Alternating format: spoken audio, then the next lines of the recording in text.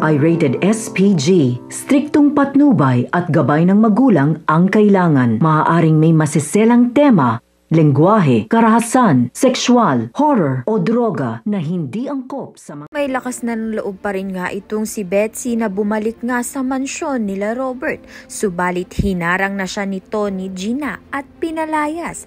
Samantalang nakarecover na nga itong si Robert sa pagkakahimatay niya nga. At dito na nga'y lakas loob nga niyang pinalaya si Susan at si Betsy sa kanyang mansyon dahil hindi niya na nga pinagkakatiwalaan itong si Betsy simula nga ng pagtaksilan nga sila nito. Dahil dito, balik na naman nga sa normal na buhay itong si Betsy at si Susan.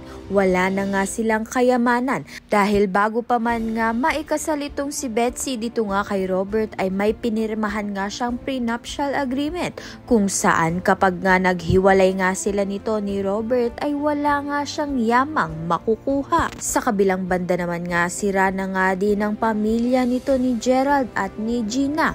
Mag-isa na nga lang ni Gina papalakihin ang kanilang anak ni Gerald na si Mindy. Kaya naman nga't yan at iba pa ang dapat nating pakaabangan. Maraming salamat sa iyong panonood.